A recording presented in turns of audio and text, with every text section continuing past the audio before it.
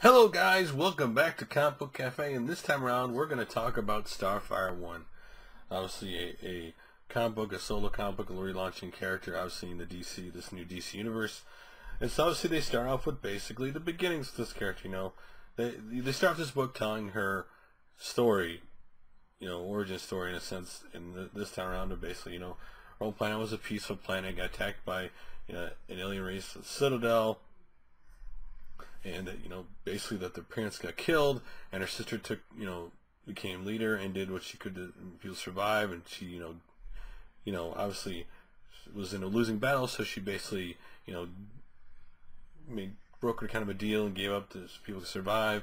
And obviously her being her sister, she was unfortunately made a slave and experimented on, and it woke up dormant powers in her, and other people who were slaves ended up fighting back, got a ship, and she found her way to Earth, where she wants to live and fit in and assimilate, and there you go. Obviously she's orange, and she's kind of fiery, and she kind of sticks out, right? It's not like she's going to hide anywhere. Anyway, so they start the book with the sheriff and her together talking, and she tells her, her backstory, and she, what she can do, and that she can fly, and that she shows her, and the sheriff's like, she's starting to believe her, what she's saying.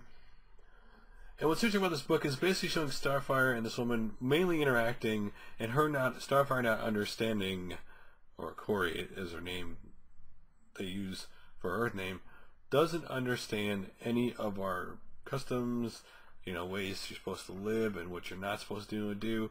She didn't understand about money. She had these rocks, which are like jewels, which she sells for a lot of money. And, she has to find a place to live and, to eat. And while she's drinking and eating at this place, the sheriff knows, she's drinking beer, and it's kind of funny. And these guys are kind of fighting it, and the sheriff's like, I'll break it up. She goes, I'll take care of it. She blows up like the table, and they all kind of freak out, kind of thing. She's not understanding what's right and wrong, kind of thing. And the sheriff and her have a lot of interaction, And one of the scenes is where the sheriff talks about her grandmother had, being alone, and, losing somebody. And of course, Corey, who lost her parents, understood that. Was like touching moment things.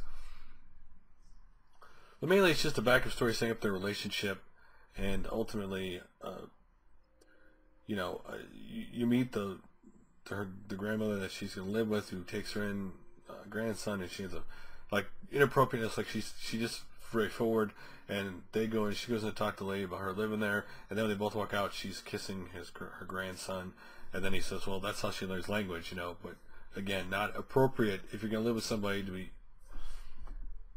And they have some stories about these guys that, at sea, part of a group, they live there, and, about one of the guys who needs to get over this person and move on. They're setting little things up for the future, right, in this book.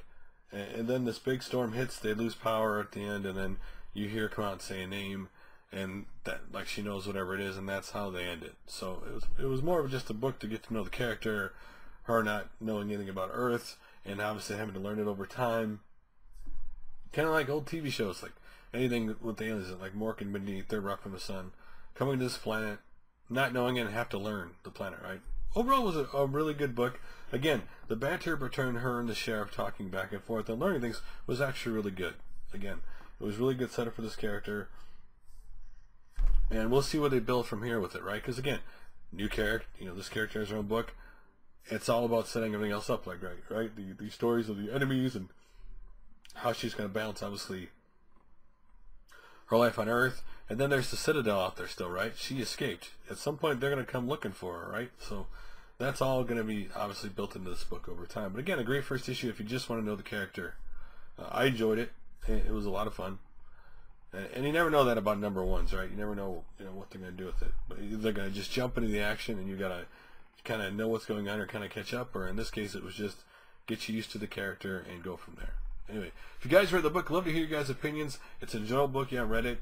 If you want it, it's a great place to jump in and read Starfire. If you've never read about the character or the character's history, this is definitely a good starting point to jump in the book, because it was just a basic retelling her origin and going from there. Anyway, guys, thanks for watching like always, and I will review another comic book soon.